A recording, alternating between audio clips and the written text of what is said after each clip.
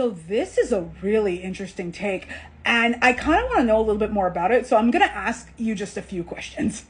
So my problem with like the Faramir changes is that it just seems to fly in the face of like even without the books as context, the Faramir of the Two Towers and the Faramir of the Return of the King just feel like two different guys. Like, and Faramir even says something like, "I wouldn't, not if Gondor was burning and I alone could save her if I took the ring. Not even then I wouldn't take it." So like the Return of the King Faramir always felt somewhat divorced from Two Towers Faramir. So I don't know if like do you have a way of kind of bridging the gap between those two guys that isn't just the scene in Osgiliath?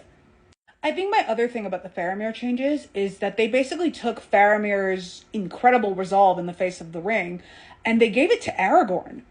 And Viggo Mortensen's Aragorn did not need another instance of superhuman resolve, that because Aragorn in the movies I think is a lot more mentally like not as confident. Like he's not burdened with the same purpose as book Aragorn is, for better or for worse, but he is kind of like the Chuck Norris of this world.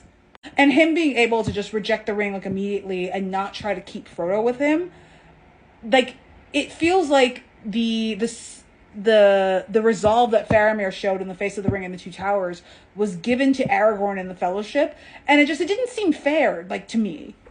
It's kind of like what they did with Ron and Hermione in the Harry Potter movies, where a lot of Ron's like really good traits, they stripped them from Ron and gave them to Hermione, so Hermione became like the superhuman person and Ron just became like the load.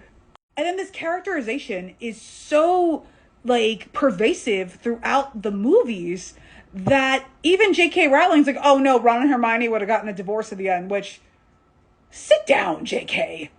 Like, to me, it felt like that. It felt like in order to make Aragorn's rejection of the ring in the Fellowship seem that much more significant, because he is, you know, rejecting the temptation that Isildur succumbed to during the last alliance of elves and men, in giving that moment to Aragorn, they took it away from Faramir, and that didn't feel fair.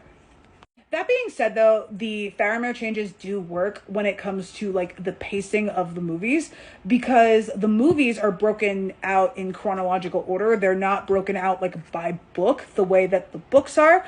So Faramir like extending this plot line and sending them to Osgiliath and having that whole like, "I wish none of this had like come to me," and that whole speech by Sam or whatever, it gives us a better pacing situation so that we're not cutting from Helm's Deep to Shelob's Lair to Helm's Deep to Shelob's Lair to the Fangorn Forest. Like, the Two Towers would have been too it would have been too packed, and the Return of the King wouldn't have had as much material to work with.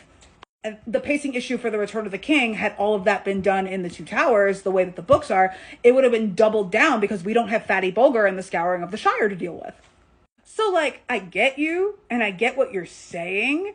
Like, I think just for me, it didn't feel fair to Faramir's character to take this moment of resolve from him and giving it to Aragorn. It felt imbalanced in a way, especially because Faramir gets it back in Return of the King, and it just kind of seems like him telling about his resolve rather than showing his resolve, you know?